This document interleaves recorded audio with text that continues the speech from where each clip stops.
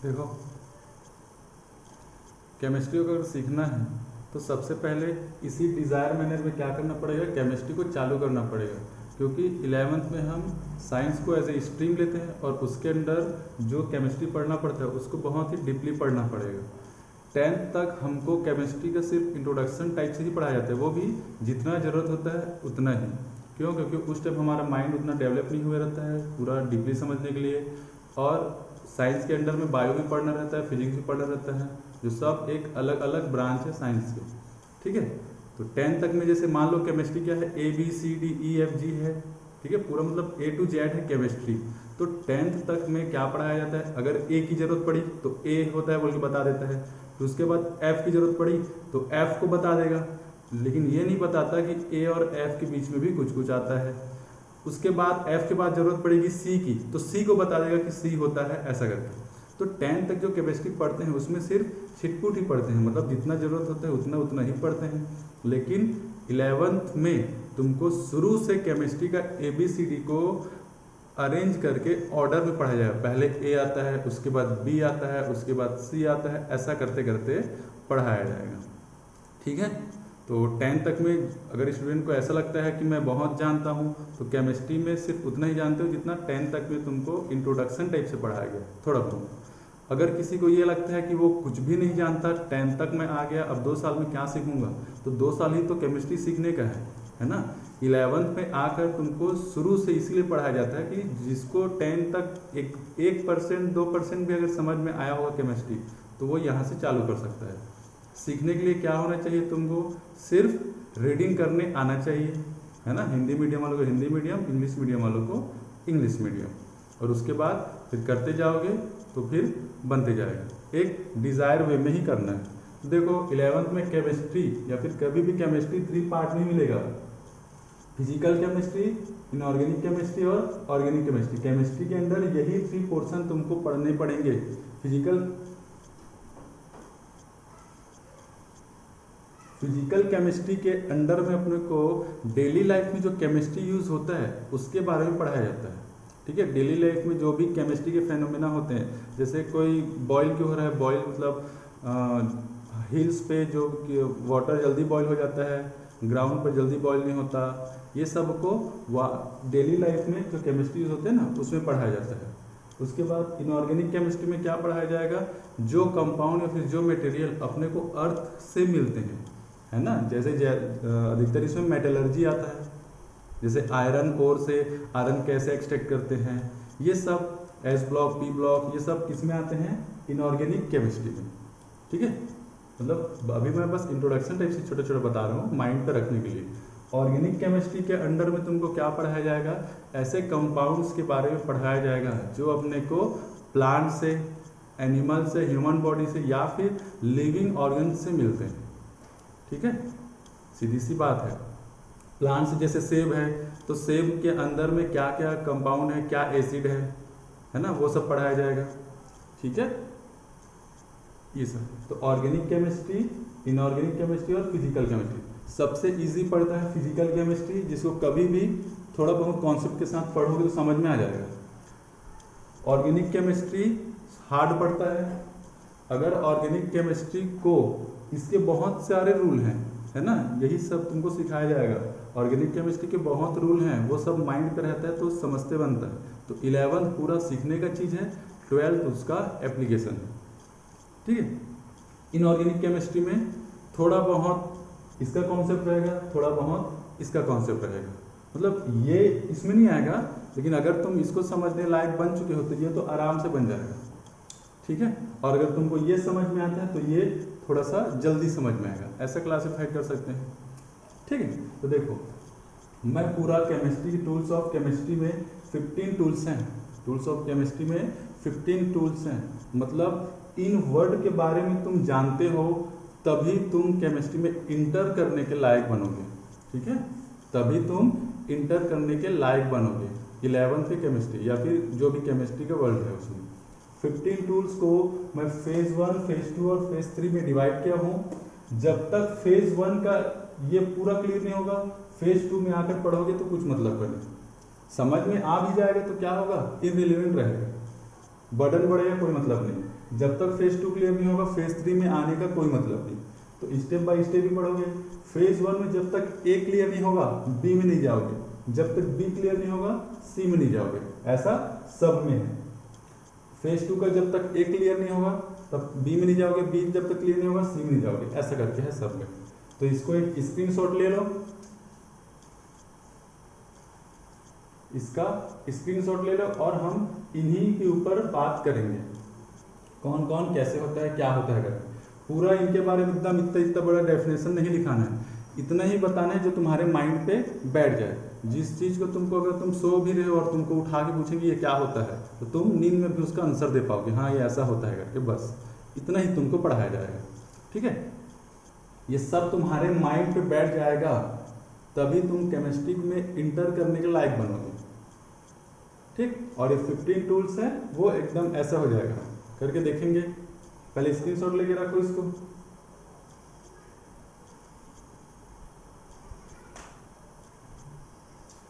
ठीक है, चलो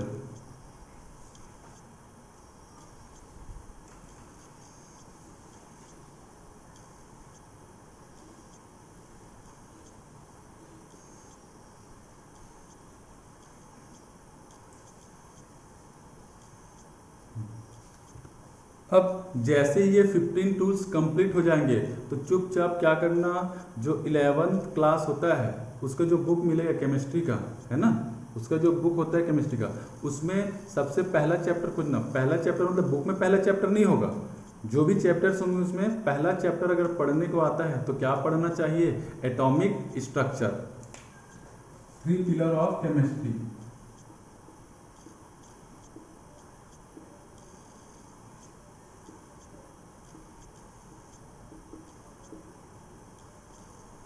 three pillar of chemistry.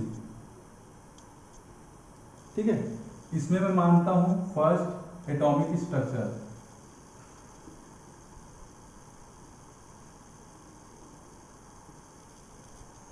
Second classification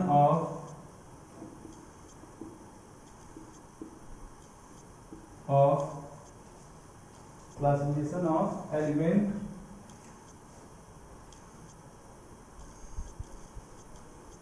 and their periodicity।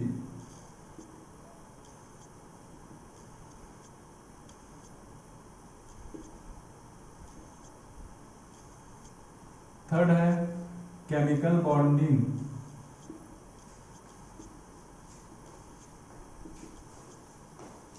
ठीक है, केमिकल बॉन्डिंग इसको बोला जाता है 3 पिलर्स ऑफ केमिस्ट्री।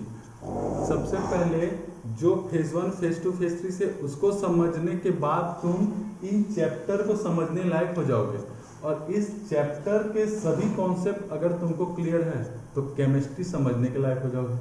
ठीक है, अब 10 तक में ये भी तुमको पढ़ाया गया है, ये भी पढ़ाया गया है, ये भी पढ़ाया गया है, लेकिन वही चीज उतना ही पढ़ाया गया है जितना 10 तक के लेवल में तुमको जरूरत थी, छोटे छोटे पार्ट्स में जब जरूरत आई तो बता दिया। लेकिन केमिस्ट्री अब तुम स्ट्रीम लेकर पढ़ रहे हो साइंस को, मतलब इसमें बहुत सारा डीपली पढ़ाया जाएगा। ठीक है, तो ये होते हैं 3 pillars of chemistry, atomic structure, classification of elements and their periodicity and chemical bonding. ठीक है, केमिकल बॉन्डिंग। ठीक है, ये याद होनी चाहिए। कभी भी तुमको अगर मन कर, अगर ये क्लियर हो जाएगा तो तुमको किसी बुक की जरूरत है, बुक में तुम कुछ भी चैप्टर को उठा के पढ़ोगे तो तुमको समझ में आ जाएगा, अगर ये तीनों चीज क्लियर रहेगा तो। ठीक है, चलो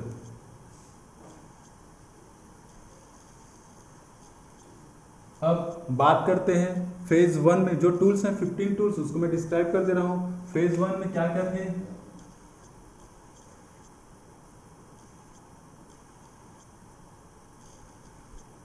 फर्स्ट मैटर।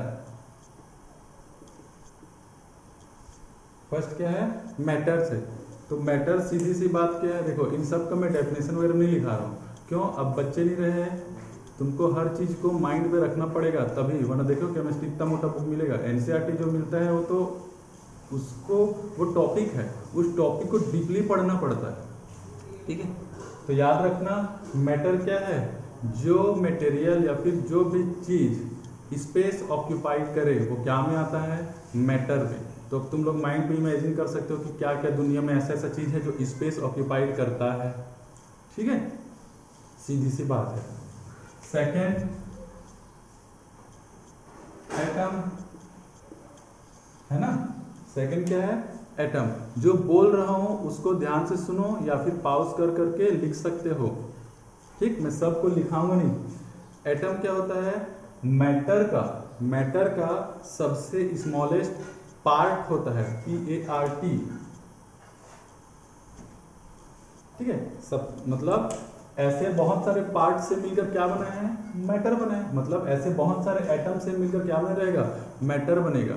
एक छोटा सा जो पेन का नीब होता है उसमें भी करोड़ों क्या होंगे, एटम्स होंगे, ठीक है। उसमें भी करोड़ों क्या रहेंगे, एटम्स रहेंगे। उन्हीं से मिलकर क्या बना है, वो पेन का नीब। और पेन का नीब क्या करेगा, स्पेस ऑक्यूपाइड कर ले, इसलिए वो किसका एग्जांपल है, मैटर का एग्जांपल है, ठीक है। तो मैटर क्लियर हो जाना चाहिए, माइंड में बैठ जाना चाहिए। एटम क्या होता है, मैटर का स्मॉलेस्ट पार्ट को ही एटम बोला जाता है।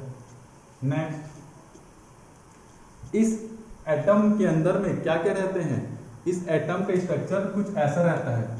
एक सेंटर रहता है, उसमें बहुत सारे न्यूक्लियस रहते हैं। न्यूक्लियस मतलब प्लस चार्ज इसके अंदर में रहेगा।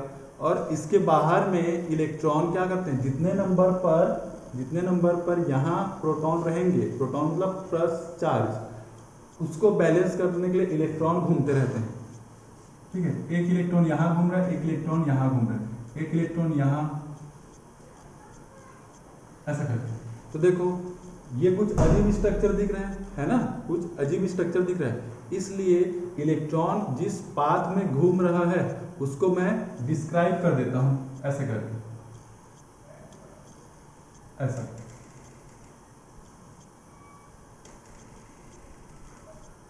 ठीक है। इससे क्या दिखा, अब ये एटम टाइप से। अगर मैं इस पाथ को, ये वर्चुअल पाथ है ना, क्या हो रहा होगा, वो कंटिन्यूसली ऐसे ऐसे घूम रहा होगा। जैसे अपन दिवाली के दिन कुछ फुलझड़ी को घुमा के उठा के ऐसे ऐसे करते हैं ना, तो एक अपने को पाथ दिखता है। वैसे ही इलेक्ट्रॉन में क्या रहती है, एनर्जी रहती है। इलेक्ट्रॉन में एनर्जी रहती है तो वो एकदम स्पीड रोटेट करता है। तो जब स्पीडली रोटेट कर रहा है तो एक वर्चुअल पाथ अपने को दिखता है। तो दोनों इलेक्ट्रॉन क्या कर रहे हैं, घूम रहे हैं ऐसा करके, और इन लोग भी क्या कर रहे हैं, घूम रहे हैं। तो एक वर्चुअल पाथ बनाते हैं। तो ऐसे लगता है कि अपने को एटम का स्ट्रक्चर ऐसा है, ठीक है। तो ये रहा इलेक्ट्रॉन, ये रहा प्रोटॉन। इसके अंदर में क्या रहते हैं, प्रोटॉन, और इसके अंदर, इसके बाहर क्या करते रहते हैं, इलेक्ट्रॉन घूमते रहते हैं। तो एटॉमिक स्ट्रक्चर में अपन इलेक्ट्रॉन प्रोटॉन के बारे में डीपली पढ़ेंगे, बस अभी इतना देखे रहो, ठीक है। बस याद रखना किसी भी मैटर का सबसे स्मॉलेस्ट पार्ट क्या है, एटम है, जिनसे मिलकर, जिनके बहुत सारे पार्ट से मिलकर क्या बनता है, मैटर बनता है। बस सिंपल सी बात।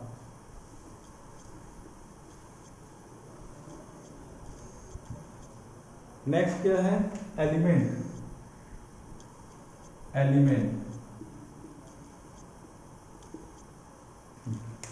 एलिमेंट क्या होता है, याद रखना, ऐसा मैटर जिसमें जितने भी एटम हैं सब के सब क्या हैं, सेम टाइप के एटम से हैं, मिलकर बना हुआ है। तो एलिमेंट क्या होता है, ऐसा मटेरियल या फिर ऐसा मैटर जिसमें सेम टाइप के एटम होते हैं। जैसे अगर मैं सोडियम बोलता हूं, ठीक है, और सोडियम को मैं कुछ चीज लेता हूं इतना बड़ा, तो इसके अंदर जितने भी एटम मिलेंगे, ऐसा मान लो ये सब के सब क्या रहेंगे, सोडियम के ही एटम रहेंगे। ये सब के सब क्या रहेंगे, सोडियम के ही एटम रहेंगे। तो इसको क्या बोला जाता है, सेम टाइप ऑफ एटम बोला जाता है। लेकिन अगर मान लो एक मैं मेटल लिया, इसमें कुछ एटम सोडियम के हैं, ठीक है, और कुछ एटम और किसी एलिमेंट का है। मान लो यहाँ पर क्या है, क्लोरीन का है, ये एटम क्लोरीन का है। तो एक ऐसा मैटर जिसमें एक टाइप सोडियम का एटम है और एक टाइप क्लोरीन का एटम से मिलकर बना हुआ है, ठीक है। मान लो इसके अंदर जितने भी एटम है, करोड़ों अरबों जितने भी एटम है, उसमें क्या है 80% सोडियम के एटम से हैं, सोडियम के एटम हैं, और 20% क्या है क्लोरीन के एटम्स हैं। तो इस पूरे मटेरियल को मैं एटम नहीं बोलूंगा, वो क्या हो जाएगा, कुछ दूसरा हो जाएगा। सॉरी, पूरे एलिमेंट को मैं, पूरे मटेरियल को एलिमेंट नहीं बोलूंगा, वो क्या हो जाएगा, कुछ दूसरा कहला जाएगा। उसको देखेंगे क्या कहलाएगा। ठीक है, तो इस चीज को याद रखना, एलिमेंट क्या होता है, ऐसा मैटर जो सेम टाइप के एटम से मिलकर बना होता है, चाहे वो जितना भी रहे।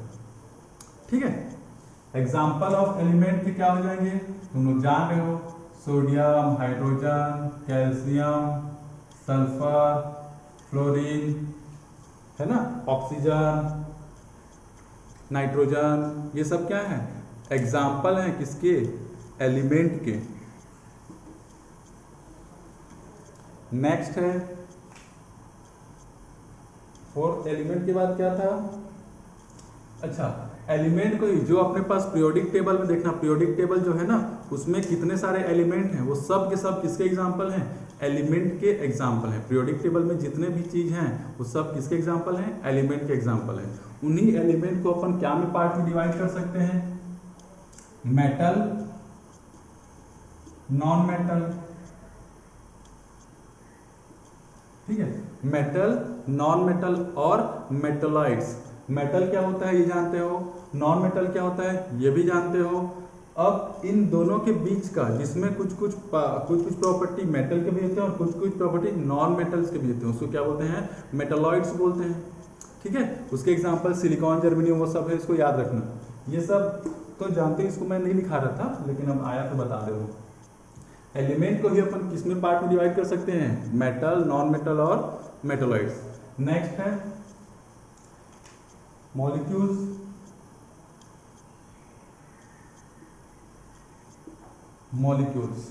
मॉलिक्यूल्स ऐसे स्पीसीज होते हैं या फिर ऐसे मैटर होते हैं जिसमें क्या रहेगा, मोर देन 2 या फिर more than 2 same type atom जुड़े रहेंगे, आपस में कंबाइन हुए रहेंगे। जैसे अगर मैं क्या करूं,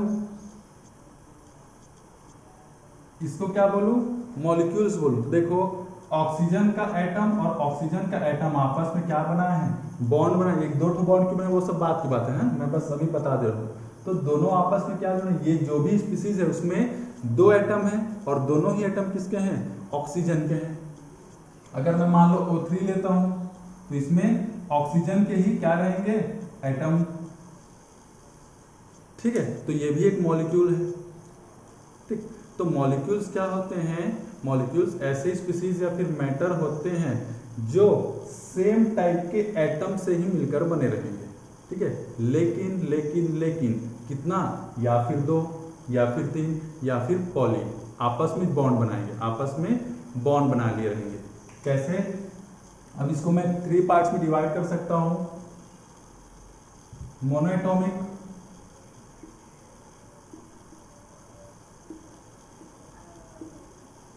डायटोमिक। डायटोमिक मतलब सिर्फ ऐसे मॉलिक्यूल्स जिसमें सेम टाइप के एटम सिर्फ 2 ठो रहे, है ना, F2, N2, ऐसा करके बहुत सारा। तो जितने भी गैस हैं जो सिंगल एलिमेंट से मिलकर, जो सिंगल एलिमेंट रहते हैं, मतलब ऐसे एलिमेंट जो गैसियस स्टेट में मिलते हैं नॉर्मल टेम्परेचर पर, नॉर्मल टेम्परेचर मतलब 25 डिग्री सेंटीग्रेड पर, वो सब के सब क्या के फॉर्म में रहेंगे, मॉलिक्यूल्स के फॉर्म में ही रहेंगे। जैसे ऑक्सीजन है वो गैस के फॉर्म में मिलता है ना अभी नॉर्मल टेम्परेचर पर, तो वो किसके फॉर्म में रहेगा, O2 के फॉर्म में रहेगा। ठीक है, नेक्स्ट है ट्राइएटॉमिक। अब क्या हो जाएगा इसमें, O3, मतलब अब एटम कितने हो जाएंगे, 3 एटम मिलकर एक मॉलिक्यूल बनाएंगे। ठीक है, इसमें पॉलीएटॉमिक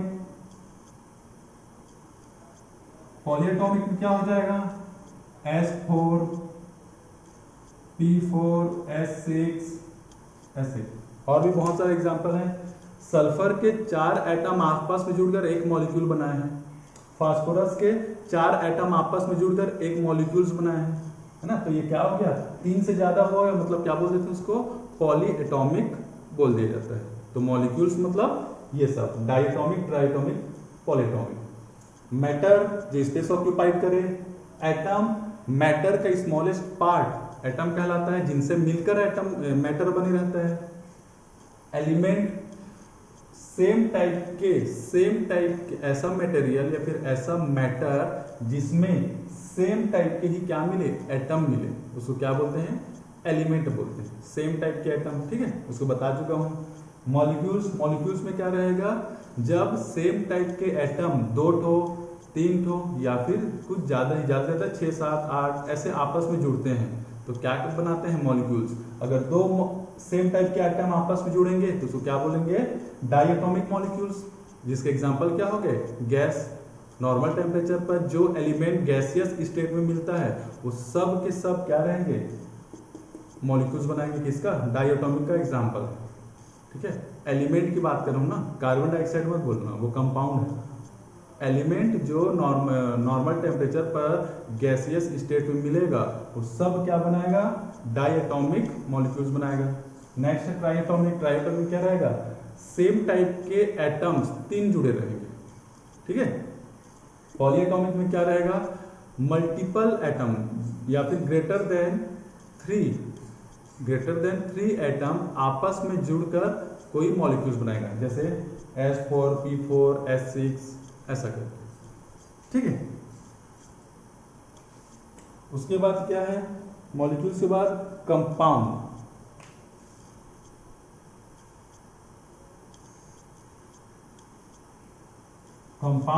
और 6 क्या है, मिक्सचर।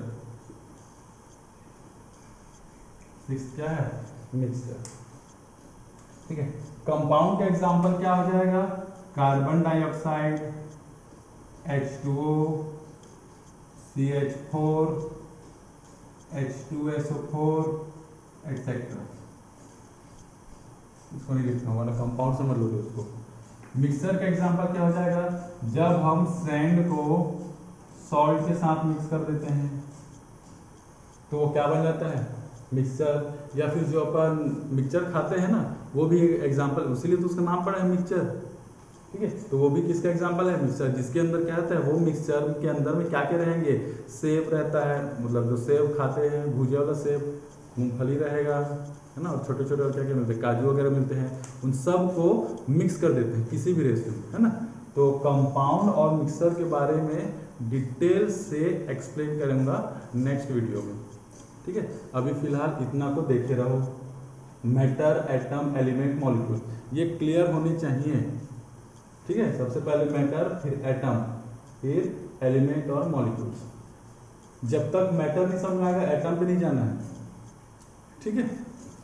तो एक तो एकदम पूरा माइंड पे क्लियर हो जाना चाहिए। मैटर मतलब जो स्पेस ऑक्यूपाइड करे, मैटर होता है, खत्म। अब इमेजिन कर लो कि वर्ल्ड में क्या क्या चीज़ है जो स्पेस ऑक्यूपाइड करता है। दूसरा एटम, मैटर का स्मॉलेस्ट पार्ट को क्या बोलते हैं, एटम बोलते हैं। और उसके अंदर क्या रहता है, इलेक्ट्रॉन, प्रोटॉन, न्यूट्रॉन, वो सब बात है, देखेंगे उसको। उसके बाद नेक्स्ट क्या है, एलिमेंट। सेम टाइप के असंख्य, अनकाउंटेबल एटम से मिलकर कौन बनता है, एलिमेंट बनता है, ठीक है। मतलब अगर मैं कोई एक मटेरियल ले रहा हूं और उसमें सिर्फ और सिर्फ मान लो 1 अरब एटम है और वो सब 1 अरब एटम सोडियम के ही हैं, तो पूरा मटेरियल को मैं क्या बोलूंगा, ये सोडियम का एलिमेंट है, ठीक है, समझा, ऐसा करके। उसके बाद क्या है, मॉलिक्यूल्स में सेम टाइप के एटम या फिर 2 ठो जुड़े रहेंगे या फिर 3 जुड़े रहेंगे या फिर ज़्यादा से ज़्यादा 3 से ग्रेटर में 7 8 10 15 ऐसा जुड़े रहेगा, ठीक है। एलिमेंट और मॉलिक्यूल में कंफ्यूज नहीं होना ना। मॉलिक्यूल्स में क्या रहेगा, ज़्यादा से ज़्यादा 6 7 एटम आपस में जुड़कर बने रहेंगे, लेकिन एलिमेंट के अंदर अगर मैं उसका प्योर कुछ इस चीज़ को लेता हूँ, ठीक है, जैसे एक दरवाज़ा है आयरन का, और उसमें पूरा इतना बड़ा दरवाजा में 6 फीट के दरवाजे में सब एटम्स क्या के हैं, आयरन के ही हैं, तो उस पूरे दरवाजे को मैं क्या बोल दूंगा, ये एलिमेंट है बोल दूंगा, ऐसा टाइप से याद रखो, ठीक। और अगर उस दरवाजे में आयरन के साथ साथ कुछ और कार्बन मिल गया या फिर और कुछ मिल गया तो वो दूसरा बन जाएगा, कंपाउंड बन जाएगा, ठीक है। तो यहाँ तक क्लियर रखो। कंपाउंड और मिक्सचर को नेक्स्ट वीडियो में क्लियर कर देंगे, ठीक है, अभी बस इंट्रोडक्शन था, और कुछ होता है तो कमेंट वगैरह करना, बता देंगे। ठीक है, मैं ये पूरा तुम्हारे सिर्फ माइंड पे रखने के लिए बता रहा हूँ ना, अभी इन सब के बारे में डिटेल से पढ़ते जाएंगे, जब चैप्टर वैप्टर जब खुलेगा तब। पहले तुमको पता तो रही ये छोटा छोटी चीज़ होता क्या है। ठीक है, तो पढ़ते रहो और इस सबको देखो। चलो बंद करते हैं, बाय।